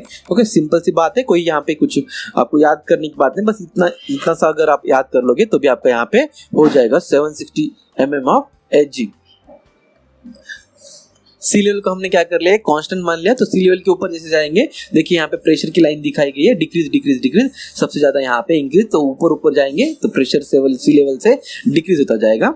Okay, the atmospheric pressure is maximum at sea level. It decreases with the change in height. Height change होने की वजह से वहाँ पे प्रेशर डिक्रीज होता है। This change in pressure is caused by changing in air density, और air density की वजह से चेंज हो सकता है या फिर डेंसिटी की वजह से भी चेंज हो सकता है, रिलेटेड विद द टेम्परेचर की वजह, क्योंकि टेम्परेचर जैसे जैसे इंक्रीज होगा जो हवा का दबाव होगा वो क्या हो जाएगा, कम होते जाएगा। ये आपको पता है, आपने भूगोल में पढ़ा होगा। ओके, तो यहाँ पे जो एटमॉस्फेरिक प्रेशर है उसको हम डिफाइन करने के लिए P0 से डिवाइड करेंगे। If P0 is the atmospheric pressure then the point at the depth of the P, अगर हम P0 क्या करेंगे, ऐड कर लेंगे। तो जैसे देखिए, अगर हमने एक वाटर ले लिया, ओके, वाटर में हमने क्या ले लिया, एक पॉइंट P ले लिया, तो ये सरफेस है हमारा। ओके, ये सरफेस है, ये हमारा सरफेस है। ओके, ये सरफेस के ऊपर हमारे प्रेशर लग रहा है P0, यहाँ पे लग रहा है प्रेशर P लग रहा है। ओके, ये हाइट है, ये क्या है, हाइट। तो इसके ऊपर जो प्रेशर लग रहा है ना, तो प्रेशर क्या लगेगा इसके ऊपर, प्रेशर। अब ये जो फोर्स लग रहा है इसके ऊपर, जो फोर्स क्या लगेगा, mg, फोर्स क्या लगेगा हमारा, mg। तो ये जो फोर्स लग रहा है यहाँ पे, प्रेशर लग रहा है, सॉरी, तो ये प्रेशर क्या हो जाएगा, इस प्रेशर का क्या हो जाएगा, ये ऐड करेगा, और ये ऐड करके इसकी वजह से जो प्रेशर आने वाला है वो दोनों का समेशन होगा, दोनों का क्या होगा, समेशन होगा। दैट इज नथिंग बट क्या हो जाएगा यहाँ पे, P0 प्लस रो जी एच, P0 प्लस रो जी एच, क्योंकि ऊपर से भी दबाव आ रहा है, ऊपर से भी दबाव मिल रहा है उसे, तो ऊपर से जो दबाव मिल रहा है उसको, तो वो, और जो पहले से लिक्विड कॉलम की वजह से आ रहा है, लिक्विड कॉलम की वजह से आ रहा है, स्टैटिक की बात कर रहे हैं हम, स्टैटिक की, देखिए हाइड्रोस्टैटिक की बात है। ओके, तो उन दोनों का मिला के जो मिलेगा वो रिजल्टेंट मिलेगा, उन दोनों का मिला के क्या मिलेगा, वो रिजल्टेंट मिलेगा। Okay, the atmospheric pressure sea level पे नॉर्मल एटमॉस्फेरिक प्रेशर भी बोला जाता है।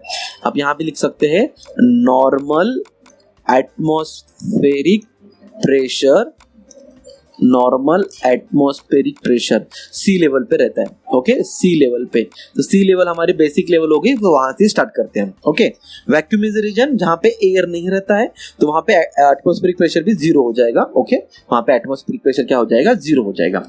नॉर्मल एटमॉस्फेरिक प्रेशर, देखिए द स्टैंडर्ड और near average atmospheric pressure at the sea level on the earth is 1013.25 milli bar, या फिर इसे हम ऐसे भी लिख सकते हैं 1.01 बार, है ना, मिली बार 10⁻³ तो 3 पॉइंट आगे चले जाएंगे, तो 3 पॉइंट आगे चले जाने के बाद 1.01 बार भी लिख सकते हैं। ओके, ये हुआ हमारा normal atmospheric pressure.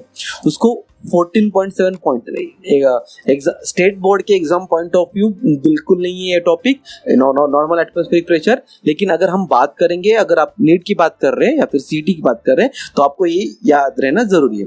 The gauge pressure is my automobile tires in my automobile's tires is little more than the twice of the value, जो गेज प्रेशर के वैल्यू से ट्वाइस रहता है। ओके, जो टायर्स में हम अगर प्रेशर मेजर करते हैं ना, तो उससे क्या रहता है, वो ज्यादा रहता है। वैक्यूम, आपको अभी तक हमने जो पढ़ा था वो एटमॉस्फेयर प्रेशर, अभी वैक्यूम के बारे में पढ़ेंगे। तो वैक्यूम का प्रेशर क्या होता है, कम रहता है as compare to atmospheric pressure, तो that is called as vacuum. तो वैक्यूम प्रेशर आपको पता है किस तरह से रहता है, और वी नो दैट कोई भी ऑब्जेक्ट जो रहता है वो high pressure to low pressure move होता है।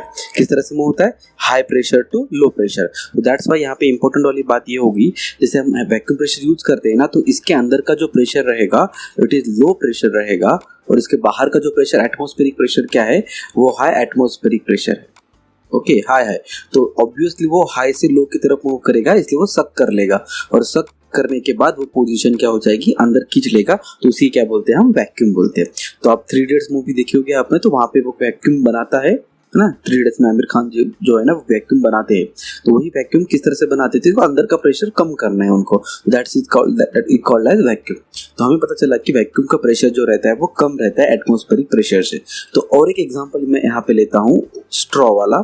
Okay, juice and straw. तो स्ट्रॉ, तो स्ट्रॉ का एग्जांपल कैसे है, जैसे हमने एक ग्लास में जूस ले लिया, तो जूस में हमने स्ट्रॉ को हमने डाल दिया। ओके, तो क्या हो जाएगा, तो इसमें का जो जूस है ना वो स्ट्रॉ में चला जाएगा, लेकिन ऊपर तक आएगा क्या, नहीं ऊपर तक नहीं, क्योंकि जो अंदर से, इसके अंदर से जो जा रहा है ना, यहाँ से एयर जा रहा है, वो एटमॉस्फेरिक एयर है। कौन सा एयर है, एटमॉस्फेरिक एयर, और इसका प्रेशर ज्यादा होने की वजह से वो नीचे रहेगा।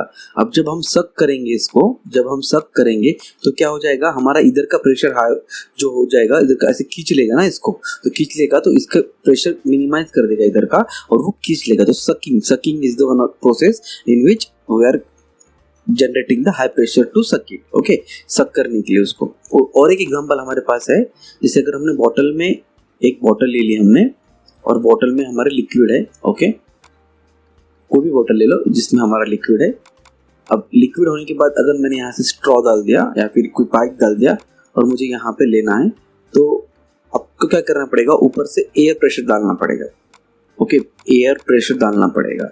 अब जब एयर प्रेशर आप यहाँ पे डालोगे तो क्या हो जाएगा, ये एयर प्रेशर की वजह से पानी ऊपर आएगा, और इस यहाँ से यहाँ, अब आपने बहुत सारे जब भी देखा होगा आपने इडली सेंटर में या फिर कोई, तो ऊपर बॉटल के ऊपर यहाँ पे एक ऐसे बटन रहता है, उसको हम दबाते हैं। दबाने के बाद क्या हो जाता है, वो प्रेशराइज करता है और लिक्विड बाहर निकलता है। तो यही प्रेशर का खेल है, कम ज़्यादा होना। अब हमें यही देखना है कि एटमॉस्फेरिक प्रेशर आने की वजह से जो हमने डेरिवेशन देखा था, पी नॉट जो था हमारा प्रेशर था। ओके, पी नॉट जो प्रेशर था, वो प्रेशर जो आया था हमारा अंदर वाला, आउटसाइड वाला, एट पॉइंट ए पर क्या आया था, रो जी एच। अभी हम देखेंगे यहाँ पे डिराइव करने वाले, अगर वाटर के अंदर एक पॉइंट ए है और ऊपर जो प्रेशर लग रहा है वो एटमॉस्फेरिक प्रेशर लग रहा है, पीछे वाला जो डेरिवेशन था वो एटमॉस्फेरिक प्रेशर के रिगार्डिंग नहीं था, वो जस्ट था कि आपको एक वाटर ड्रॉपलेट के अंदर, वाटर के अंदर क्या निकालना है, प्रेशर निकालना है, ऐसे डेरिवेशन था। अभी जो डेरिवेशन यहाँ पे आने वाला है, वो pressure is the sum of the gauge pressure and the atmospheric pressure. जो गेज प्रेशर हम पढ़ने वाले हैं, उन दोनों का समेशन एटमॉस्फेरिक प्रेशर में हम सम करेंगे, तो जो हमें मिलने वाला है वो एब्सोल्यूट प्रेशर मिलेगा। और this is the derivation. Okay, ये डेरिवेशन है, एक्सप्रेशन है फॉर एब्सोल्यूट प्रेशर। तो एब्सोल्यूट प्रेशर किसे निकाल जाता है, तो सबसे पहले डायग्राम की तरफ देखिए कि आपको दो फोर्सेस लगते हुए दिख रहे, एक एट x1 पे एक फोर्स लग रहा है, ओके, और एक आपको लग रहा है x2 पे एक फोर्स लग रहा है। और तो हमें पता है खुद का तो वेट रहता ही है उसका, तो एक वेट मतलब यहाँ पे आपको वर्टिकल फोर्सेस 3 नजर आ रहे, 1 2 और खुद का वेट 1 3। तो ये 3 फोर्स आपको वर्टिकल नजर आ रहे। हॉरिजॉन्टल फोर्सेस यहाँ पे हम कंसीडर नहीं करने वाले, बिकॉज उसके पीछे एक रीजन है। जब भी हम फ्लूइड की बात करते हैं तो हॉरिजॉन्टल सरफेस जब रहेगा तो सब सारी तरफ जो जी लगने वाला है वो कांस्टेंट लगने वाला है। अब जी कांस्टेंट लगेगा तो एवरी पॉइंट ऑन एवरी ये सरफेस के ऊपर जो मतलब जो लिया है हमने, उसके ऊपर जो प्रेशर रहने वाला है वो सेम रहने वाला है। That's why we are not taking any horizontal force here. Okay, so consider a tank filled with water and cylinder is dip in tank.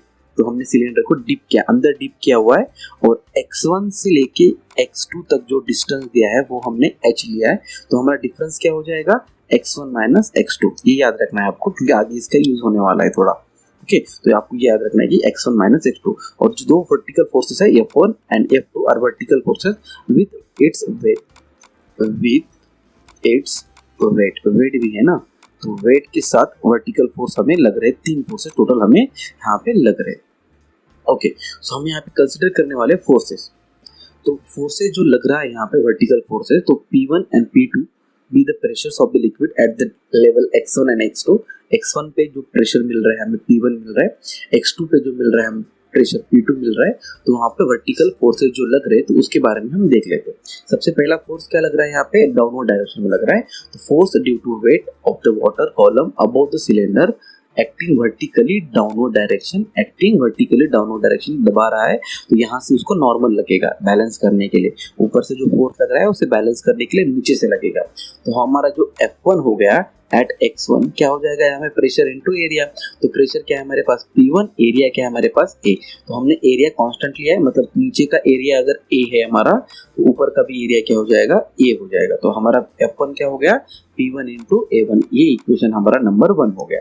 Okay, second force जो लग रहा है वो एट x2 लग रहा है। तो सेकंड फोर्स एट x2 लग रहा है, तो हमारा F2 क्या हो जाएगा, तो F2 is equal to P2 into A। तो ये हमारा इक्वेशन क्या हो गया, दूसरा हो गया। अब खुद का वेट है तो वेट लगेगा, तो weight is equal to mass into acceleration due to gravity. Mass into acceleration due to gravity. But आपको पता है कि मास को हमें इस फ्लूइड मैकेनिक्स में हम मास नहीं लेते, उसकी जगह डेंसिटी लेते हैं। बट वी नो दैट, हमें पता है लेकिन पता भी नहीं है कि क्या लेना है, बट वी नो दैट हम लिखते हैं। वी नो दैट, जो हमें पता नहीं रहता हमेशा, क्या रहता है यहाँ पे, we know that density is equal to mass upon volume. तो वॉल्यूम ऑफ सिलेंडर क्या हो जाएगा यहाँ पे, वॉल्यूम ऑफ सिलेंडर। तो वॉल्यूम ऑफ सिलेंडर क्या बन जाता है, एरिया जो बेस का एरिया है इनटू हाइट। अगर ये रख देंगे तो हमारा मास बन जाएगा density into A into H। Equation number हमारा ये अगर 3 बन गया हमारा इक्वेशन, ये हमारा इक्वेशन बन जाएगा 4th नंबर का। ओके, ये वैल्यू हम mg की रख देंगे। तो हमारा जो वेट आ जाएगा वो क्या आ जाएगा, weight is equal to rho ji H into A. तो इक्वेशन नंबर 5 बन गया हमारा वेट का। अब देखिए हमें बैलेंस करना है, फोर्सेस को बैलेंस करते हैं। वर्टिकल की जो फोर्सेस आ रहे हैं वो इक्वल टू सब, मतलब जो वर्टिकल फोर्सेस यहाँ पे दिए गए वर्टिकल फोर्सेस उसको हमें बैलेंस करना है। तो 2 डायरेक्शन है, एक अपवर्ड डायरेक्शन और एक downward direction. Balancing the forces,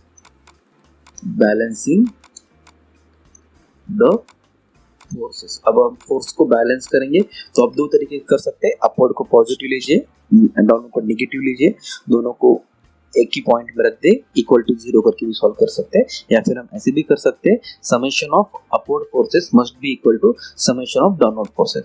summation of upward forces जितने भी है must be equal to summation of downward force. जितने भी डाउनवर्ड फोर्स है यहाँ पे उनका समेशन दोनों का इक्वल आना चाहिए, डाउनवर्ड फोर्स। ओके, तो समेशन ऑफ अपवर्ड फोर्स कौन सा यहाँ पे एक ही है, दैट इज F2। तो मैं यहाँ पे लिखूंगा F2 is equal to, plus minus का यहाँ पे टेंशन नहीं रहेगा, that's why I am taking in this way. यहाँ पे प्लस माइनस का टेंशन नहीं रहेगा, इसकी वजह से ऐसे ले रहा हूँ, कोई यहाँ पे ऐसी बात नहीं है। चलो, डाउनवर्ड फोर्स 2 है यहाँ पे, आपको F1 दिख रहा है और mg दिख रहा है, तो डाउनवर्ड 2 है, तो F1 प्लस mg। तो h की जगह हमें क्या रखना है वो आपको याद रखना है, x1 minus x2।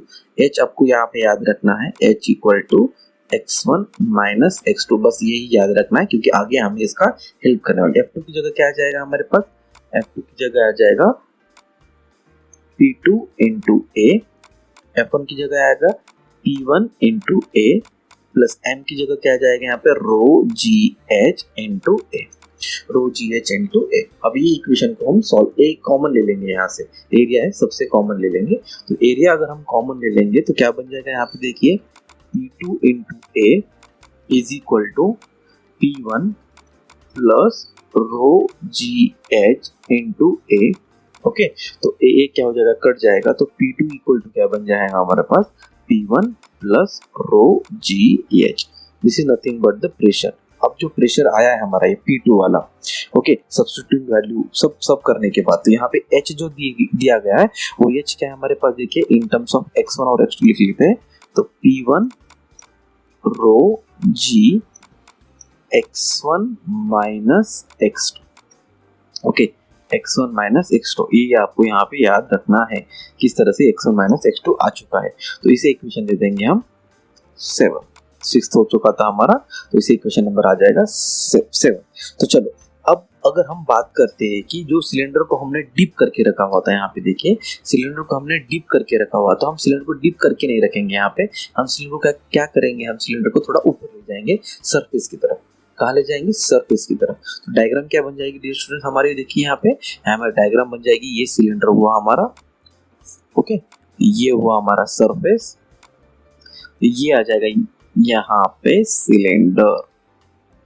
x1 equal to क्या हो जाएगा हमारा, डेप्थ x1 को है कि कुछ नहीं है 0, तो x2 आ जाएगा, यहाँ पे x2 कुछ हो जाएगा, और ये जो लेंथ बनने वाली है वो लेंथ बनेगी हमारी h। वो क्या बनेगी हमारी लेंथ h बनेगी। डेरिवेशन ध्यान से देखिए क्योंकि क्वेश्चन डेरिवेशन पे आता है आपको, तो आपको वो याद रखना है। तो यहाँ पे h आ जाएगा, तो यहाँ पे लिखेंगे हम if cylinder is exposed to atmospheric pressure, atmospheric pressure को exert कर देंगे तब, then the x1 equal to 0, और जो हमारा p था यहाँ पे, वो p equal to क्या हो जाएगा, atmospheric pressure।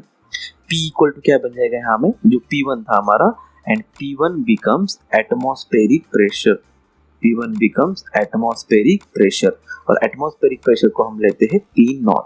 क्या लेते हैं हम, P0। फ्रॉम इक्वेशन 7 क्या हो जाएगा, P2 is equal to P0 plus row G, x1 की जगह 0 माइनस x2, और x2 नथिंग बट हमारे पास कितना है h, तो जो P2 बनेगा हमारा, P2 क्या बनेगा, P0 plus rho GH।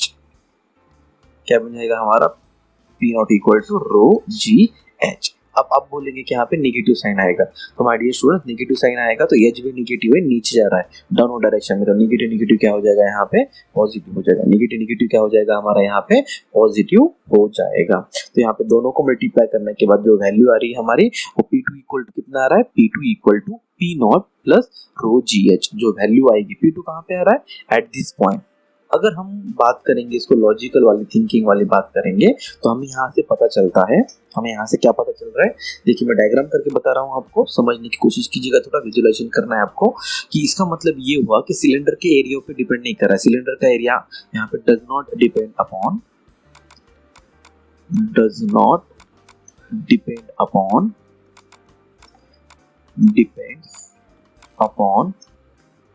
The area of cylinder, the area of क्या, सिलेंडर। सिलेंडर के एरिया पे डिपेंड नहीं कर रहा है, मतलब वो पॉइंट कहीं पे भी हो सकता है।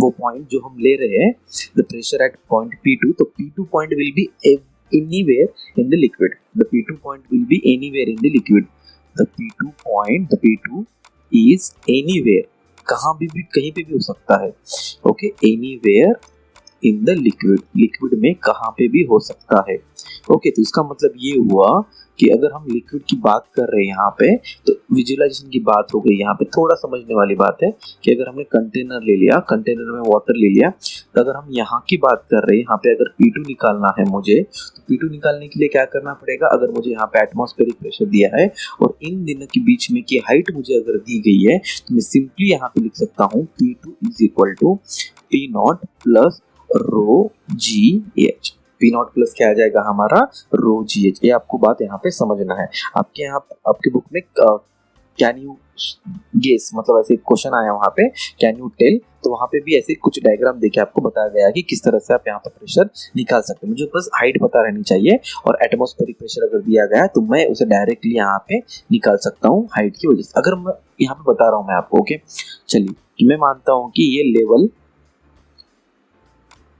ये जो मैं डायग्राम निकाल रहा हूं अभी, ओके, दो डायग्राम है, इनकी लेवल हाइट सेम है, ओके, इनकी हाइट जो पानी की वाटर की लेवल की सेम है, और सेम आइडेंटिकल फ्लूइड हमने लिया है, दोनों में भी आइडेंटिकल फ्लूइड है, तो क्या दोनों का प्रेशर सेम रहेगा, तो डेफिनेटली दोनों का प्रेशर क्या रहेगा, यहाँ पे A और B का प्रेशर क्या रहेगा। अगर कहीं पे भी निकालूं, यहाँ पे निकालना है हाइट पे, तो ये भी हाइट यहीं पे रहनी चाहिए, तो दोनों का प्रेशर क्या हो जाएगा, PA equal to PB, P equal to क्या हो जाएगा, PB। जैसे जैसे हाइट बढ़ेगी वैसे वैसे प्रेशर बढ़ेगा। तो दूसरी डायग्राम ऐसी हो जाएगी कि एक ही सिलेंडर में अगर हमने ले लिया, तो एक हाइट पे बंदे को हमने एक पॉइंट यहाँ पे ले लिया, एक पॉइंट यहाँ पे ले लिया और एक पॉइंट यहाँ पे ले लिया। तो ये पॉइंट अगर हमने ले लिया हाइट h1 और ये हाइट ले ली हमने h2 और जो थर्ड वाली हाइट ले लिया हमने h3, तो हमारा यहाँ पे p1, p2 और p3 में रिलेशन अगर निकालना है तो सबसे ज्यादा p3 रहेगा, उससे कम p2 रहेगा, उससे कम क्या रहेगा p1। इन द सेंस कि हाइट इंक्रीज होती है, यहाँ पे लिख सकते हैं हम if height increases, if height increases तो pressure also increases, pressure also increases, तो प्रेशर भी क्या हो जाएगा हमारा इंक्रीज। अब n नंबर ऑफ क्वेश्चन तैयार कर सकते हैं। अब यहाँ पे आपकी सोच बढ़ गई होगी देख के, इस डायग्राम को देख के आपकी सोच थोड़ी बढ़ गई होगी, तो आप n नंबर ऑफ क्वेश्चन तैयार कर सकते हैं। आपकी बुक में भी बहुत सारे क्वेश्चन दिए गए, तो उसी एग्जाम्पल को हम इलेबोरेट करके लिख सकते हैं ना कि कंटेनर चेंज कर देंगे, कंटेनर में फ्लूइड चेंज कर लेंगे। लेकिन अगर आपको मास सेम दिया गया है, अगर आपको मास सेम दिया गया है तो अब वहां पे प्रेशर सबकी तरफ सेम मिलेगा। अगर प्रेशर निकालना है आपको, लिक्विड का मास अगर सेम दिया है, जो मास हमने डाला है अगर हमने वो सेम लिया है तो हमें जो मिलने वाला प्रेशर है वो सेम मिलेगा। ये बात आपको यहाँ पे नोट करने वाली है। ओके, नोट ये हुआ हमारा नोट एक हुआ, ओके, और ये NOTE नोट। और दूसरा नोट हम यहाँ पे देने वाले आपको, सेकंड नोट क्या है कि अगर आइडेंटिकल मास के फ्लूइड अगर है, identical mass fluid is there, then pressure is equal. कितना भी रहे P1 P2 P3 कितना भी रहे तो प्रेशर क्या रहेगा वहां पे इक्वल रहेगा। अब नोट अगर ये और एक बात यहाँ पे बात करने वाले कि कंटेनर कैसा भी रहे हाइट के ऊपर डिपेंड करता है। अगर हाइट सबकी सेम रहेगी, एटमॉस्फेयर को सबको एक ही एटमॉस्फेयर पे अगर हम देंगे तो वहां पे भी प्रेशर सेम आने वाला है। वो एग्जांपल यहाँ पे, ओके, एटमॉस्फेयर को कैन यू टेल में द फिगर्स दिए हुए हैं, तो वहां पे हम बता सकते हैं कि H सबका सेम है, तो 3 कंटेनर ले जाओ, रेफरेंस लाइन सेम है उनके सारे, एटमॉस्फेयर एक ही कंटेनर मतलब सभी कंटेनर को एक ही एटमॉस्फेयर में रखा हुआ, तो प्रेशर सबका। ये ऑब्जेक्टिव आपको नीट के ऊपर आ सकता है, नीट के ऊपर के पॉइंट है सारे। डेरिवेशन बोर्ड के लिए मैक्सिमम डेरिवेशन आता है, ओके, मैक्सिमम क्या आएगा डेरिवेशन आएगा, इसके ऊपर कुछ नहीं आएगा आपको, मैक्सिमम डेरिवेशन आएगा।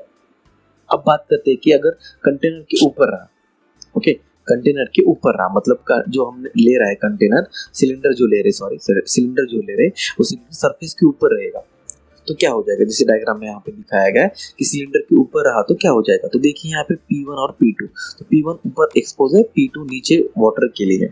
P1 क्या है एक्सपोज है और P2 क्या है नीचे, तो यहाँ पे हम लिख सकते हैं that P2 becomes P0, surface के ऊपर है, तो हम यहाँ पे लिख सकते हैं P2 is equal to P0, क्योंकि P2 is equal to P0, P2 equal to क्या हुआ हमारा P0। अब देखिए डिस्टेंस पॉजिटिव बन रहा है, डिस्टेंस क्या बन रहा है positive, that is x1 minus x2 जो होगा वो पॉजिटिव हो जाएगा, तो पॉजिटिव हो जाएगा तो और डेंसिटी ये एयर में रखा हुआ है, तो that is density becomes density of air, density becomes density of air. तो लास्ट क्वेश्चन में हमें यहाँ पे पॉजिटिव लिखा था because positive becomes negative becomes positive, तो ये positive changes to negative, changes to क्या हो जाएगा नेगेटिव, तो हमारा डेरिवेशन बन जाएगा P2 is equal to P0 minus क्या हो जाएगा यहाँ पे density of air into rho into G into H, into rho into G into H. This is the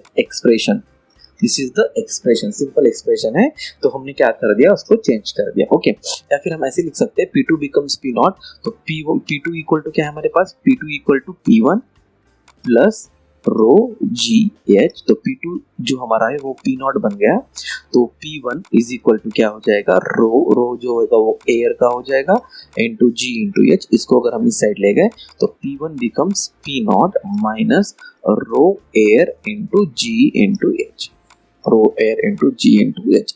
bus ये भी आप इस तरह से भी कर सकते हो, ओके।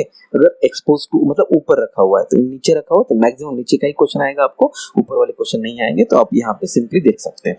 तो समझने वाली बात यह है कि गेज प्रेशर क्या रहता है, gauge pressure is the pressure difference between hydrostatic pressure P and the atmospheric pressure, दोनों के पेज में का जो डिफरेंस आने वाला है। डी डेप्थ है ना, तो यहाँ पे डेप्थ लिया है मैंने, यहाँ पे हम ऐसे देख सकते हैं रो जी एच ऐसे भी बोल सकते हैं, रो जी एच। ओके, तो गेज प्रेशर। तो नेक्स्ट टॉपिक जो हमारे पास है, सॉरी क्वेश्चंस हमारे पास, कि एटमॉस्फेरिक प्रेशर तो हमने पढ़ लिया, कि उसके ऊपर क्वेश्चन कैसे कैसे आएंगे, बोर्ड के लिए क्वेश्चन किस तरह से आ सकते हैं। तो सबसे पहले की question, what is the atmospheric pressure of the air, 1 mark के लिए पूछा जाएगा। What is the atmospheric pressure also called, उसका दूसरा नाम हमने भी देखा है, वैक्यूम की डेफिनेशन और expression for atmospheric pressure due to height column. Due to height column के लिए 1 मार्क के लिए, वो हाइट कॉलम वाला एब्सोल्यूट प्रेशर वाला रहेगा तो 3 या 4 मार्क्स के लिए पूछेगा, एब्सोल्यूट प्रेशर का रहेगा तो 3 या 4 मार्क्स के लिए आपको पूछेगा। ओके, तो गेज प्रेशर क्या है, देखिए, gauge pressure is the pressure related to atmosphere. Gauge pressure is the positive for the pressures above the atmospheric level and the negative the pressure below it. जो भी नीचे रहेंगे उसको क्या कह रहा है, नेगेटिव रहेगा। देखिए यहाँ पे, तो एटमॉस्फेरिक प्रेशर, ये एटमॉस्फेरिक प्रेशर है, तो गेज प्रेशर यहाँ से होगा, तो एब्सोल्यूट इन दोनों का जो सब्सट्रैक्शन होगा, तो हमने देखा था P2 is equal to P1 plus rho ji H, तो यही हो जाएगा P2 minus P1 is equal to rho ji h, इन दोनों का सब्सट्रैक्शन। ये एब्सोल्यूट प्रेशर है। Okay, P2 is absolute pressure, absolute pressure, absolute pressure, और ये हुआ हमारा गेज प्रेशर, इन दोनों का समेशन, सब्सट्रैक्शन। गेज प्रेशर, इन दोनों का सब्सट्रैक्शन जो भी मिलने वाला है हमें, वो gauge atmospheric pressure, sorry I am really sorry, ये नीचे का जो हुआ हमारा एटमॉस्फेरिक प्रेशर, इन दोनों का जो सब्सट्रैक्शन आएगा उसे क्या बोलेंगे, हम दोनों का सब्सट्रैक्शन करेंगे negative, that is gives us gauge pressure, तो उसे हमें क्या मिलेगा, गेज प्रेशर मिलने वाला है। तो सिंपल वे में आपको समझ में आएगा कि गेज प्रेशर क्या होता है। अब गेज प्रेशर को हमने समझ भी लिया। Okay, gauge pressure nothing but क्या, डिफरेंस बिटवीन। तो अगर आप इसको डेरिवेशन निकालना चाहते हैं तो उसको डेरिवेशन निकालना सकते हैं इन टर्म्स ऑफ प्रेशर। अगर हमें निकालना है डेरिवेशन, तो हम निकालते हैं टोटल प्रेशर, यहाँ पे लिख सकते हैं हम पॉइंट कुछ, द टोटल प्रेशर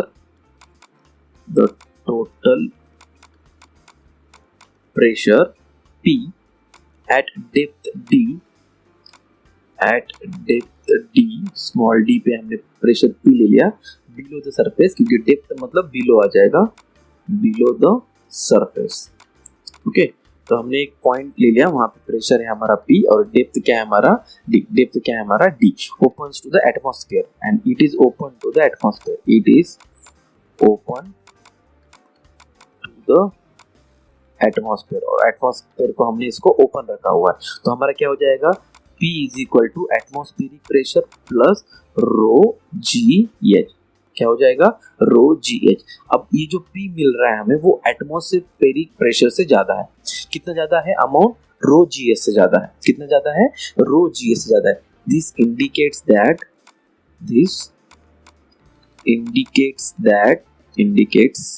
दैट ये जो P है हमारा, वो P is more than atmospheric pressure, और कितना ज्यादा है, बाय रो जी एच। अब ये रो जी एच से ज्यादा है, तो इस रो जी एच को हम बोलेंगे excess pressure, that is gauge pressure, and this excess pressure is called as gauge pressure। उसे क्या बोलेंगे हम, गेज प्रेशर बोलने वाले हैं। सिंपल वे में समझिए। अब क्या न्यूमेरिकल का क्वेश्चन है, आपको यहाँ पे दिया गया है, हाइट सबकी सेम है, द फिगर शोज, आपका दिमाग यूज करने के लिए बोला है उन्होंने, figure shows 3 containers filled with the same oil same है, मतलब सबकी डेंसिटी सारी सेम होने वाली है, will the pressures at the reference line. अब रेफरेंस लाइन की हाइट सबकी h दी गई हुई है, तो ए डायग्राम के लिए हमारा प्रेशर बन जाएगा P इज इक्वल टू जो भी एटमॉस्फेरिक प्रेशर है वो प्लस क्या हो जाएगा, रो जी एच। अब सेकंड के लिए क्या बन जाएगा, जो भी एटमॉस्फेरिक प्रेशर दिया गया है सबके लिए सेम दिया है एटमॉस्फेरिक प्रेशर, रो जी एच। अब थर्ड के लिए भी क्या बन जाएगा, A1 A2, और थर्ड के लिए भी क्या बन जाएगा, P A plus rho ji H. अभी हाइट भी सेम है, P A भी सेम है, तो इन सब क्वांटिटी जो आने वाली है वो भी क्या आ जाएगी, सबके लिए सेम आ जाएगी। तो मैं यहाँ पे लिख सकता हूँ, the pressure in all the 3 containers will be same, the pressure pressure in all the three container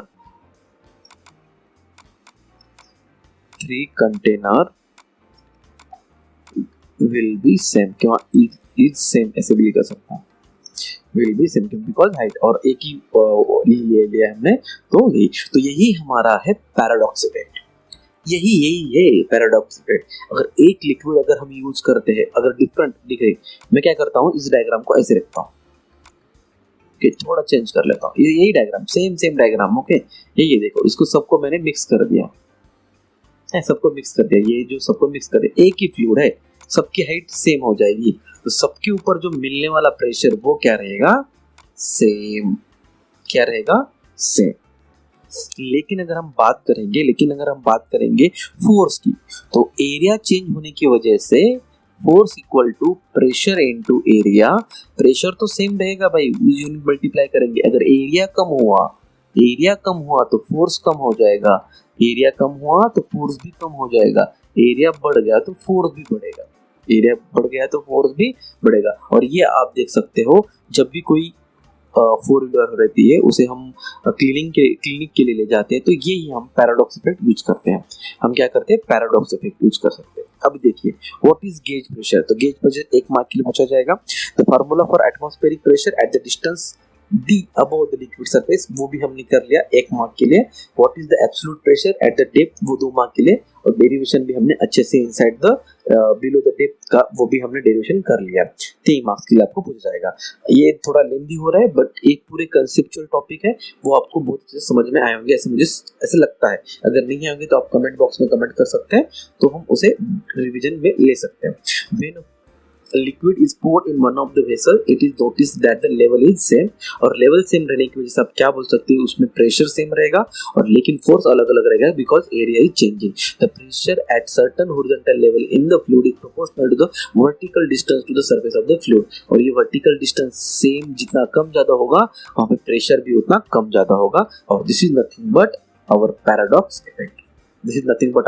paradox effect. अब अगर इसकी बात करेंगे कि इसमें क्या हॉरिजॉन्टल, ये प्रेशर ऐसे लग रहा है, ओके, ऐसे लग रहा है प्रेशर, तो प्रेशर के 2 कंपोनेंट हो जाएंगे, एक वर्टिकल कंपोनेंट हो जाएगा और एक क्या हो जाएगा, हॉरिजॉन्टल कंपोनेंट। तो इसका भी वर्टिकल कंपोनेंट हो जाएगा और हॉरिजॉन्टल कंपोनेंट, तो हॉरिजॉन्टल कंपोनेंट एक दूसरे को कैंसिल कर देंगे, बचेगा सिर्फ ओनली वर्टिकल कंपोनेंट, बचेगा सिर्फ उनका कौन सा कंपोनेंट, वर्टिकल कंपोनेंट। तो वर्टिकल कंपोनेंट के बारे में हम बात करेंगे, बिकॉज हॉरिजॉन्टल कंपोनेंट पूरी तरह से क्या हो जाएगा, कैंसिल कर देगा एक दूसरे को। यहाँ पे न्यूमेरिकल्स बहुत सिंपल हो जाएंगे, यहाँ पे फॉर्मली के ऊपर डिपेंडेंट है न्यूमेरिकल्स, कोई ज्यादा यहाँ पे ये नहीं है, ओके। तो पैराडॉक्स इफेक्ट के लिए आप क्या कर सकते हैं, देखिए इस तरह से पैराडॉक्स इफेक्ट आपको बेसिक हाइड्रोलिक सर्वर जो रहेगा प्रिंसिपल, उसमें देखने को मिलेगा, या फिर आप क्या कर सकते हैं, सिंपली इन द सेंस कि जो हम 4 व्हीलर को धुलाने ले जाते हैं या फिर उसको वॉश करने ले जाते हैं, तब भी आपको यहाँ पे पैराडॉक्स इफेक्ट मिले। लेकिन फोर्स अगर हमें इंक्रीज करना है तो एरिया बढ़ाना पड़ेगा, तो यहाँ पे एरिया कम है तो यहाँ पे एरिया ज्यादा है, देखिए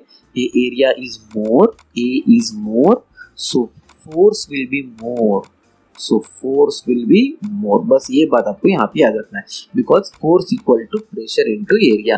दोनों की हाइट अगर एक जैसी है, तो वहां पे प्रेशर सेम लगने वाला है, P P P P P P P P P P, है ना, सबके ऊपर प्रेशर तो सेम लगने वाला है, लेकिन फोर्स अलग अलग रहेगा, बिकॉज चेंजिंग इन एरिया। सो कि आपको समझ में आया होगा। तो जो 2 मार्क्स के डायग्राम के साथ आपको सुटेबल एग्जांपल के साथ एक पूरा एक्सप्लेन करना है, वो आप कर सकते हैं इजीली, और कोई यहाँ पे हाइड्रोस्टैटिक पैराडॉक्स की बात नहीं है। तो रिवीजन कर लेते, क्या क्या पढ़ लिया हमने। सबसे पहले पढ़ा हमने प्रेशर, उसकी डेफिनेशन, द नॉर्मल फोर्स आपको याद रखना है, ऑलवेज नॉर्मल फोर्स रहता है, वो याद रखना है। उसके बाद हमने पढ़ा pressure due to liquid column, that is nothing but the pressure is P, density is D, that is given by pressure independent of shape of cylinder, ये भी बात आपको यहाँ पे याद रखना है। और प्रेशर जो P आएगा वो क्या आ जाएगा, rho ji H, pressure P is equal to क्या आ जाएगा, rho ji H.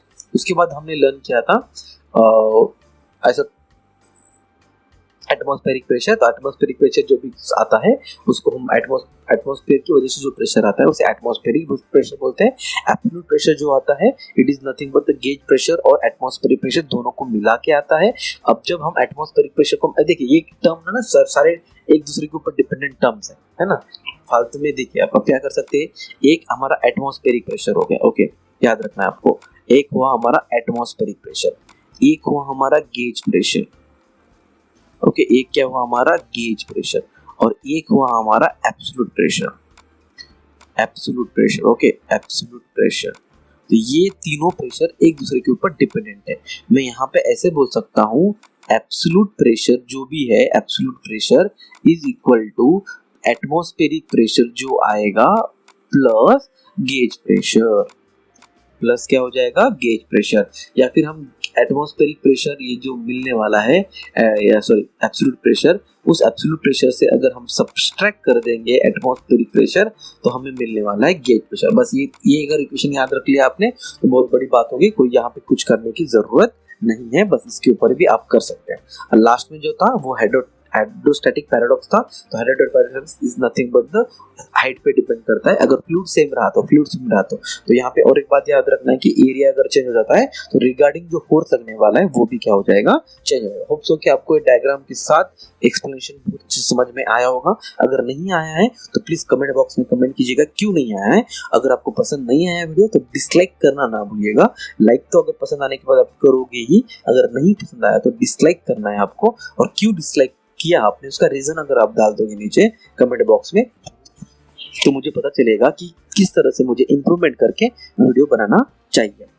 Thank you so much for watching this video. Stay tuned with initiation of physics for more videos. तो ऐसे वीडियोस के लिए हमारे साथ बने रहे। इसका मतलब यही है कि आपको सब्सक्राइब करना है और बेल आइकन को दबाना है ताकि जैसे ही मैं नया वीडियो अपलोड करूं सबसे पहले वो आपको मिले और आपके सारे डाउट्स क्लियर करें। Thank you so much for your valuable comment given to my channel. जो आपके कमेंट मिल रहे हैं उसके लिए मैं तहे दिल से आप सभी का शुक्रिया करना चाहता हूं। और जो आपका टाइम मिल रहा है मेरे चैनल के लिए, thank you for your valuable time that you are investing time in my channel. इसके लिए मैं तहे दिल से आप सभी का शुक्रिया करना चाहता हूं। और जो पैंडेमिक इफेक्ट है वो कोरोना का अभी तक खत्म नहीं हुआ है। That's why you have to take a precaution, wear a mask, और जब भी बाहर निकलोगे तो मास्क पहन के ही बाहर निकलना है ताकि आपको कुछ कोरोना का साइड इफेक्ट ना हो। क्योंकि I went through this corona phase तो मुझे पता है कि बहुत सारे प्रॉब्लम्स होते हैं इसमें, तो आपको यही प्रिकॉशंस लेना है कि आपके साथ ना हो ये। Thank you so much for watching this video. Stay home, stay safe, stay hygiene. Thank you so much.